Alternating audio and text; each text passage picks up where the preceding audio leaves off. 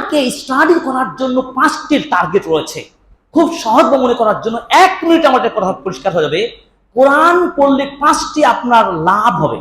সেটি আরবিক সাহিত্যিকগণ, বিশেষ করে সৌদি আরবের জামিয়া তৈয়বা ইউনিভার্সিটির একজন প্রফেসর, তিনি গবেষণা বলছেন সাম্মা শা, আরবিতে 4টি লেটার সা মিম শিন আইন, এই 4টি তিনি বর্ণ তিনি সংক্ষেপণ করেছেন।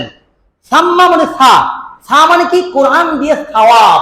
কোরআন পড়লে 1 নম্বর লাভ কি হবে? সওয়াব পাবেন, নেকি অর্জন করতে পারবেন। যেমন রাসূল সাল্লাল্লাহু আলাইহি ওয়াসাল্লাম বলেছেন মান ক্বারাআ হারফান মিন কিতাবিল্লাহ ফালাহু হাসানা, যে কোরআন একটা হরফ পড়বে তার সওয়াব রয়েছে, আর 1 সমান কি? 10 সওয়াব। সুবহানাল্লাহ। আলিফ লাম মিম, 3টি হরফ সমান 3 নেকি নয়, 3 10 30টি নেকি অর্জন হবে। তাহলে কোরআন পড়ার কি লক্ষ্য কি হবে? 1 নম্বর কেন পড়বো? সওয়াবের জন্য। আরবিতে সওয়াব।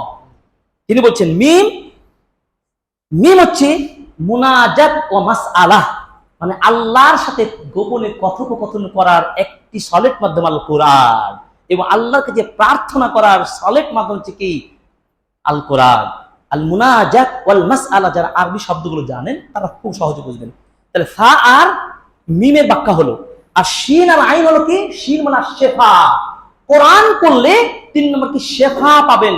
আল কোরআন হুয়া শিফাউল লিন্নাস, মানুষের শেফা, রোগ মুক্তির, বার্ধক্য বলেন, যে কোনো দুরারোগ্য মুক্তি দেওয়ার, এবং আল্লাহ তাআলা এই কোরআনকে সেটি শেফা হিসেবে উল্লেখ করেছেন। শেফার জন্য পড়বো, সুস্থতার জন্য পড়বো।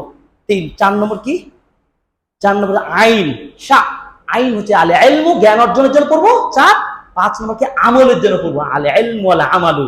আরবি অর্থ যেমন আমরা জানি, বাংলাতে আমরা কি বড় সেন্টেন্সকে আমরা কি ছোট্ট শব্দ দিয়ে শ্বাস আর অনেক অনেক করি না, ঠিক আরবি এই পরিভাষাগুলোকে 4টি লেটারে তিনি উল্লেখ করেছেন। তাহলে বুঝতে পারলাম 4টি বর্ণে 5টি লক্ষ্য উদ্দেশ্য পেয়ে গেলাম কোরআন স্টাডি করার। আল্লাহ তাআলা আমাদেরকে এই কোরআনকে বোঝার তৌফিক দান করুন। আমিন।